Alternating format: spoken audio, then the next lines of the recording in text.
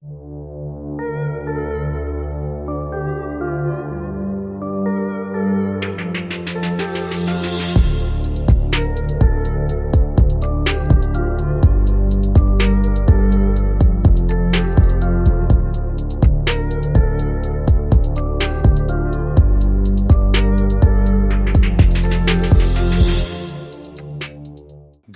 evening and welcome to episode 4 of the Horror and Toys podcast. I'll be your reanimated corpse behind the mic, Magnus, and today we are touching on a local haunt. This classical landmark has been a treasure to the Roanoke Valley for 88 years. And while this quintessential location has shut its doors on multiple occasions, intermissions were only temporary. On today's podcast, I want you to settle in, make some popcorn, and enjoy the show. Don't forget to silence your phone, and let's all go to the lobby. Let's all go to the lobby. Let's all go to the lobby. Let's all go to the lobby to get ourselves a treat. Today, let's take a look into the Grandin Theater.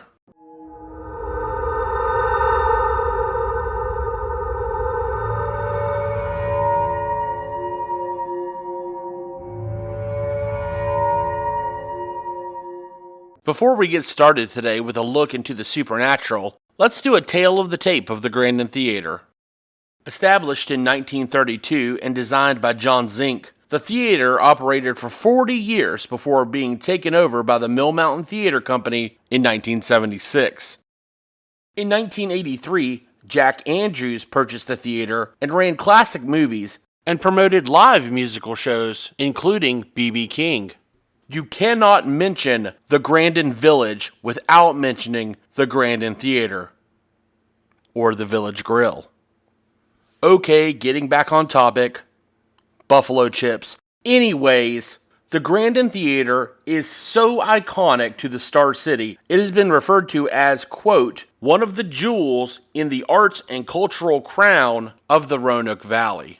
With 88 years collectively under its belt, the theater is bound to have some tales of the unknown. In fact, let's take a closer look at some of these tales of the theater. Our first tale is brought to us by a source that is still employed by the theater. This story states that a homeless family lived in the projection booth for an extended period of time. It is believed that the family took residence in the booth when the theater closed for a period of time in the 1950s. Based on the initial claim, 9 employees of the theater have admitted to hearing the ghostly cries of a baby when the building is vacant of customers. Imagine working in this theater, 15 or 16 years old, your night is drawing to a close, and it's time to sweep and clean up for the evening. Popcorn and drink cups litter the theater. The ambient light guides you between the rows as you continue to clean. The silence rings in your ears when suddenly you hear it. Faint at first, you focus on the noise in the distance. Peering from side to side, it seems that the sound is all around you.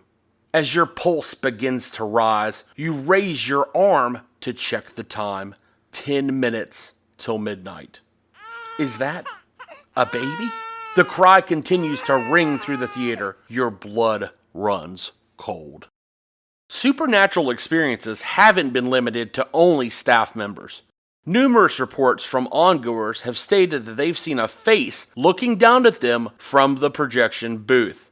Picture this. A pitch-black theater. You're enjoying a night out at the cinema. You can't help but feel that there are eyes watching you. The film projector clicks along as you casually scan the room, looking for the culprit. Peering from side to side, something catches your eye.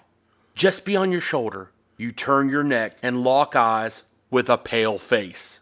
The lifeless eyes appearing black, only occasionally highlighted by the flickers of the film screen. Perhaps you're a fan of the children's stories and you want to hear another. At the Horror and Toys podcast, we want to provide the content that you've tuned in for. You want spooky ghost children? We got 'em!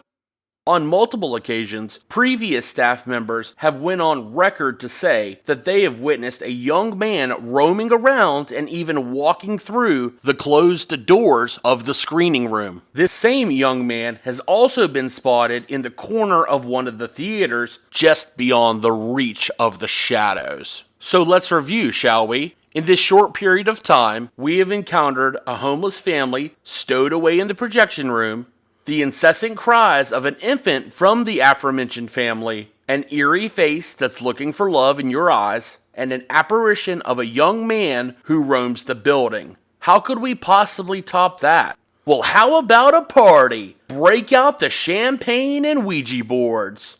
Employees of the theater have made claims of hearing clinking glasses, light music, and laughter from the upstairs area of the theater after business hours. The Grandin Theater continues to be a hotspot for tourism due to its classical style and presentation. If you are listening to us outside of the Roanoke area, you'll be delighted to know that the theater is still in operation. Now, due to the pandemic, the Grandin Theater has taken a brief pause in services until conditions improve. Whether you reside outside of the Star City or you are local and have never taken the opportunity, I strongly suggest each and every one of you to pay a visit to the Grandin Theater.